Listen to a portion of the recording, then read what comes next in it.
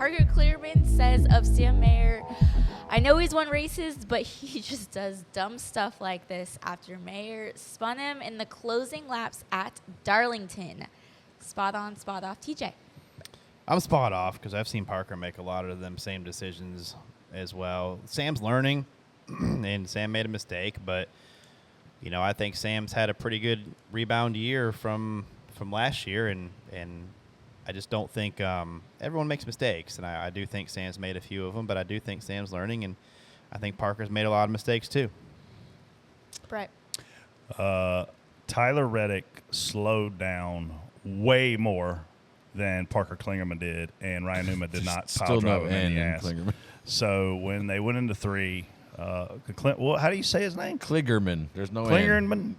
Really? However you want. What do you want to call him? Parker. Klingerman. We'll just call him Parker. Keep going Klingerman. What's the movie that Parker was famous in?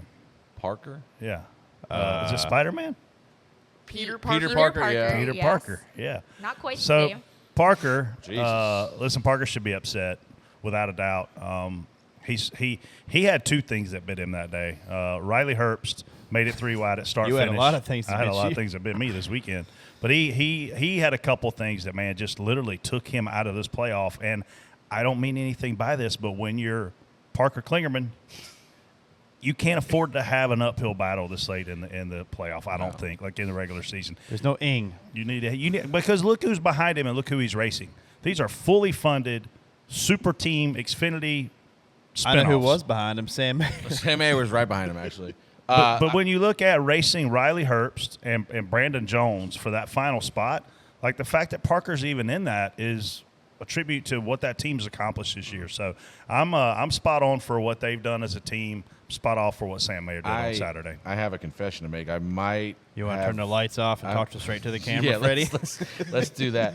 I might have jinxed poor Parker because I put in my notes when they flashed up on the big screen, the current running order and the points, and I was like, I didn't realize that. I knew the cut line was pretty close. I knew there were some guys battling, but then I put in my notes what you just said. Like Kligerman is outrunning Brandon Jones and Riley Herbst. Those are fast. super He's had teams. speed, Yeah. yeah. He's those are super teams of the Xfinity Series, quote unquote. And he's in the playoffs and they're not right now. And then it wasn't probably 20 laps later, he's backwards. And I'm like, oh, my bad. I should have deleted my note. But what I did think was funny was Hamlin was up there screaming. Kevin Hamlin spots for Sam, and he was up there screaming that their radios weren't working. And he couldn't hear him, or he was having a hard time hearing him. And then I think Sam referenced that and why he ran in the back of Parker. And I'm like, well, what does the one have to do with the other? Windshields don't need radios. If your radios aren't working doesn't mean you can just run through the back of somebody. But where are they at now? Oh, it's only 1 point. Wow. So that'd be a good battle this week, the cutoff for them. Yep. So, yeah, that'll be a good race this week to watch. Hopefully, where are we going?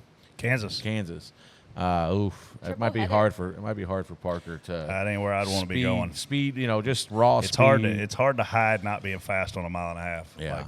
We talked about. I remember Elliott Sadler. We talked about this Elliott about where he was at. I forget where he ended up, and he said these cars just go faster. I was at this place. I think it was Roush. He said I had to drive my ass off to get to the top 5. He said over here, I don't drive as hard, and we're just faster. Good teams find speed, and that's just the product of money, resources, whatever it is.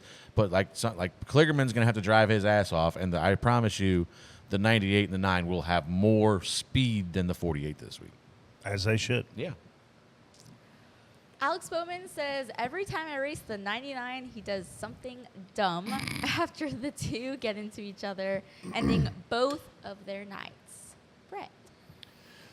Oh man, this was a really, really, really hard racing incident where Alex threw a block, and the second block that he threw got him wrecked. And I don't think he knew. He even said he didn't know that Daniel had gotten to his outside. It's a product. TJ may disagree with me here, but I think he'll agree. It's a product of how hard it is to pass. So you're fighting so hard to do everything you can to keep that guy behind you, because in 3 laps you won't see him again. He will not be in position to make that big run. Alex got off the corner bad. Daniel did have a big run. Those guys already don't like each other, and I think it's just a product of their relationship and Alex trying not to give up that spot. And look, none of these guys are. This particular wreck didn't take out any playoff drivers, thank goodness, because Kyle Busch did everybody a favor there and took out like 5 of them. But I think it's just this is when race fans win because they don't like each other. They're racing hard.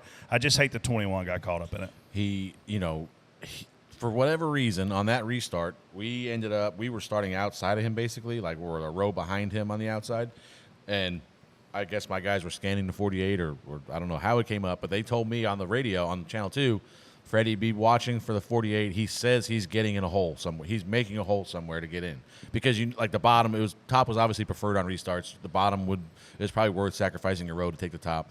So I was like, all right, whatever. So there was no hole to get up in front of us, obviously. So we get around him. Well, then this almost identical situation happened about 2 laps before this wreck. Alex didn't get a great run off of 4, and Ross was behind him, and Ross got a good run, and Alex threw a big block down the front on Ross, which didn't work. Ross still got around him. Then 2 laps later, you see this, and to Alex's credit, this is what we do now.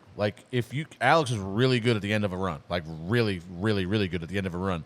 So if you're the 48, what you're fighting for is to keep that guy behind you. If you can keep him behind you for 5 laps, in his mind, he's going to drive away from him eventually, and that's just that's a product of these cars. How, like you said, Brett, how hard it is to pass, and if you can hold the guy up for a couple laps, especially at a place like that where tire wear is so critical, you can eventually drive away from him if you've got a good long run car. And the problem is if you just say, well, let him go if your car's still good on long run. Well, you can't pass. Or you can, but you're gonna burn your stuff up trying to pass him. So Alex was doing what he had to do. It looked pretty bad. Did you get a hold of? Did you hear the screaming match that was going on the roof after that? I thought I saw something. I looked over there and who was screaming at who? Who started the screaming? I don't think it was both. They were both just. It was. I was in the crossfire of it. One was on my left, one was on my right, and they were screaming at each other. I thought it was pretty funny. Yeah, I don't think Alex was. Hamlin didn't throw a rib punch, did he? Not again. Not yet. Not this time. Not again? He did it once in a K&N race. I think. I don't know. I don't think Alex was trying to block a second time 100%. I think he was just naturally trying to get back to the wall after he threw the block because that's how you're going to enter the corner. And Daniel, the part that I don't understand is the 99 never should have got wrecked in this wreck. He either could have lifted or done something different to still get the other guy and keep himself out of it. So I think that's the biggest, if you get out there and the guy comes up, what are you going to do? You're just going to turn left and you're going to get out of it. But so you're saying Daniel might win? What an idiot for you! I don't know. I got a better one. Well, it's just. But you're saying if you're going to wreck, you should not get in the wreck yourself if you can avoid it. Yeah, I think he it's should have real turned easy left right and just there. hooked him. Yeah, I mean, I would have. I mean, if the guy's coming up, and I'm not sure. That's a sketchy part of the track to try to get. Some guys are lifting. That's why when it's nice sometimes when you get the guys that are experienced there, you get to the Kevin Harvick stuff. They don't race somebody down in the corner. They get you clear just after the start-finish line, so you both get back up and you both move fast. The other guys that let you go right when you're turning off in the corner, they think I'll let you go thing. But man, it's so late that you've already adjusted your angle for the corner, the entry and everything. But I don't think obviously Alex didn't want to get past. But you think Daniel mismanaged the situation?